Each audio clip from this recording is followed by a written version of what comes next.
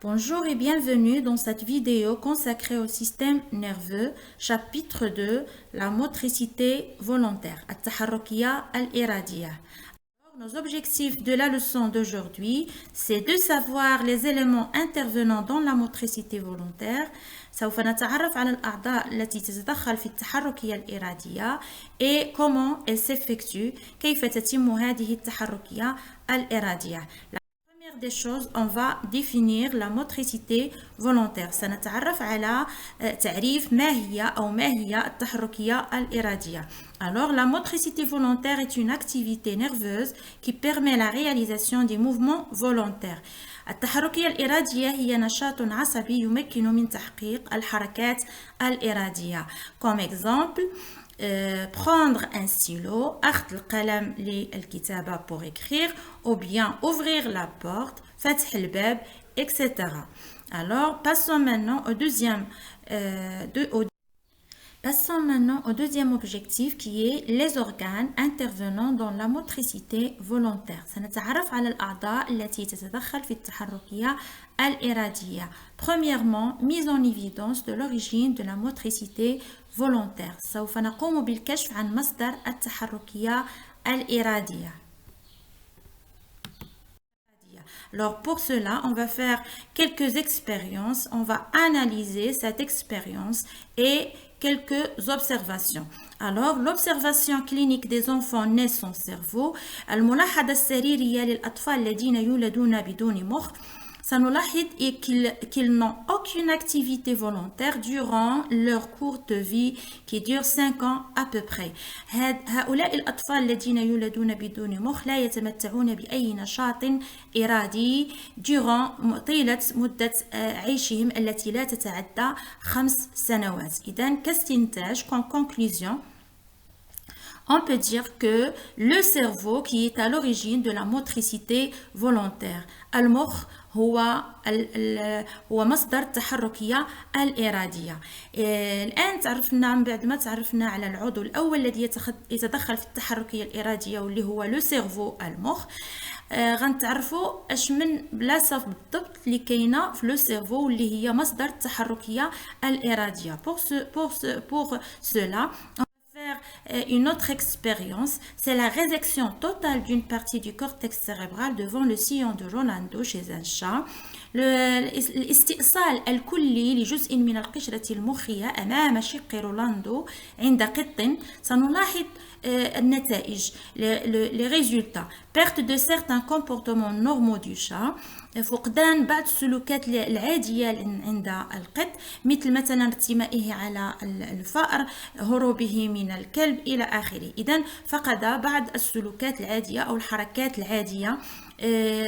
Donc on peut conclure que une zone devant, هنا عندنا le cerveau, un schéma du cerveau, وعندنا le sillon de Rolando.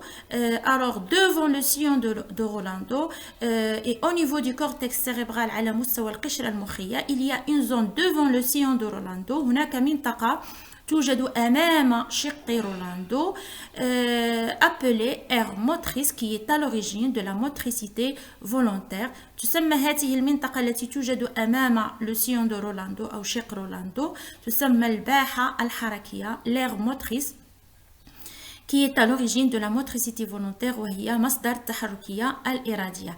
إذا الآن تعرفنا على العضو الأول الذي يتدخل في التحركية الإرادية وهو لو سيرفو المخ، وبالضبط أش من بلاصة في لو سيرفو هي لير موتريس الباحة الحركية والتي توجد دوفون لو سيون دو رولاندو أمام شق رولاندو. إذن بعد ما تعرفنا على العضو الأول الذي يتدخل في التحركية الإرادية غادي نشوفوا واحد الكاركتير ومن بعد غنشوفوا les autres organes intervenant dans cette motricité volontaire. Passons maintenant au troisième expérience, la technique qui permet de détecter l'activité du cerveau lors des mouvements volontaires des doigts de la main droite. تقنية استكشاف المخ لحركات إرادية لأصابع اليد اليمنى. Regardez هاد الطفلة تقوم بتحريك أصابع يدها اليمنى ونسطر على اليمنى. إذن أصابع اليد اليمنى. Des mouvements volontaires des doigts de la main droite. Alors غادي نشوفوا لو سيرفو غنشوفوا ارتفاع الصبيب الدموي في اي منطقه غادي يكون عندنا. اذا غتشوفوا معايا كيليا اوغمونطاسيون دي ديبي سانغان دون ليميسفير غوش. اذا هنا عندنا الطفله لما قامت بتحريك اصابع يدها اليمنى لاحظنا ان الصبيب الدموي كيرتفع في ليميسفير سيريبرال غوش، يعني في نصف الكره المخيه اليسرى.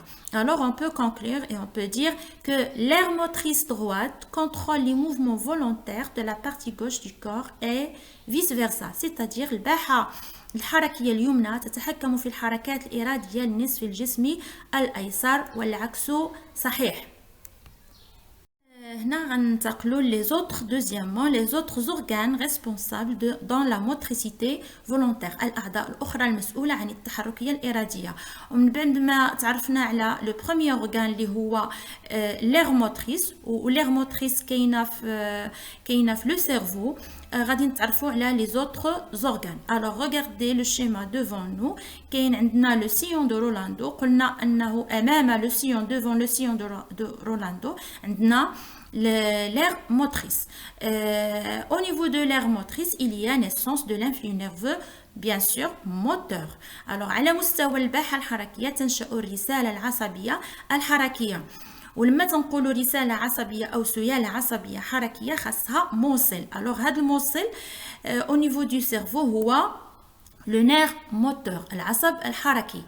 وايضا من بعد لو نير موتور كاينه لا مويل ايبينيير، النخاع الشوكي. alors le nerf moteur et la moelle épinière ils constituent ce qu'on appelle le conducteur moteur، يعني الموصل الحركي، هو رقم العضو رقم 2. alors هذا le conducteur moteur اللي هو le nerf moteur et la moelle épinière ils vont conduire هذا l'influx nerveux اللي نشأت على مستوى l'aire motrice vers le muscle qui va effectuer et exécuter le mouvement. Alors, d'après ce schéma-là, on peut conclure qu'il y a 3 organes intervenant dans la motricité volontaire.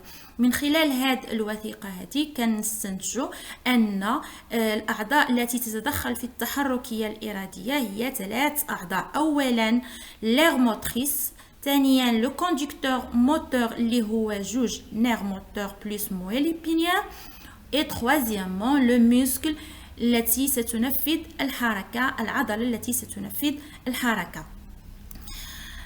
Alors maintenant on va faire un petit exercice qui va montrer le trajet de l'influx nerveux moteur. هذا التمرين البسيط سوف يبين مسار السيالة العصبية الحركية. Alors devant nous cet enfant voulait lancer la balle avec sa jambe gauche. هذا الطفل أراد قذف الكرة برجله اليسرى. إذا هذا الطفل أراد قذف الكرة برجله اليسرى. On va voir qu'est-ce qui va passer. Alors regardez s'il vous plaît. alors هنا لما هذا الطفل أراد قذف الكرة برجله اليسرى ماذا حدث؟ إذا على مستوى ونسطر على أراد قذف الكرة برجله اليسرى لا غوش. alors هنا سوف تنشأ رسالة عصبية حركية على مستوى العضو الأول اللي هو l'aire motrice droite. alors هاد الرسالة العصبية أو l'influx nerveux l'influx nerveux moteur se produit, comme on a déjà dit, se produit au niveau de l'aire motrice, c'est-à-dire le centre nerveux moteur. L'influx nerveux moteur est transporté par des fibres motrices qui sont la moelle épinière plus les nerfs, alors c'est-à-dire les conducteurs moteurs vers le muscle lié à l'organe qui effectuera le mouvement, ce qu'on appelle effecteur moteur.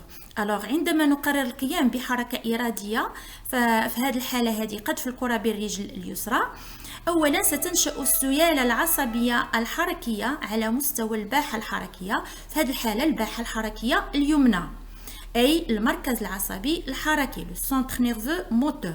alors هذه الرسالة أو السيالة العصبية الحركية ستنقل عبر ألياف حركية أي الأعصاب والنخاع الشوكي أي الموصل الحركي إلى العضلة المرتبطة بالعضو الذي سينجز الحركة وما نسميه بالمستجيب الحركي. alors regardez s'il vous plaît هنا غادي نترجموا هادشي اللي شفنا. فهنا عندنا نفس الطفل الذي أراد قذف الكرة برجله اليسرى. نشأت رسالة عصبية على مستوى l'aire motrice droite. Il y a naissance de l'influx nerveux moteur au niveau de l'aire motrice droite. هاد l'influx nerveux moteur خاصها اللي ينقلها إلى besoin d'un conducteur اللي هو غيكون العصب الحركي le nerf moteur. alors غينقلها مني هاد l'influx nerveux moteur غتوصل للبصلة السيسائية le bulbe rachidien. غتقلب الاتجاه ديالها، غتكون في الجهه اللي قلنا في الجهه اليمنى في لا بارتي دروات في الباحه الحركيه اليمنى في لير موتريس دروات. غادي توصل للبصله السيسائيه وغتقلب الاتجاه، غترجع في الجهه اليسرى.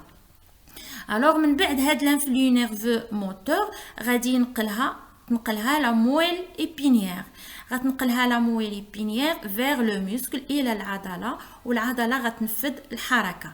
اذا هذا هو كان لو تراجي دو لانفلو نيرفو موتور اللي مثلناه هنايا بالسهم الاحمر والسهم الازرق الموضح امامكم.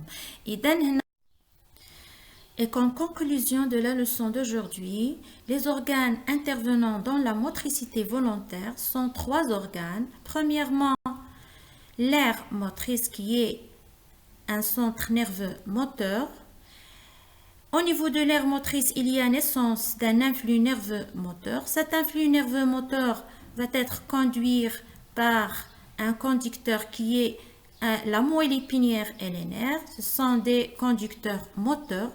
Ces conducteurs vont conduire l'influx nerveux moteur de l'aire motrice vers le muscle qui va effectuer le mouvement.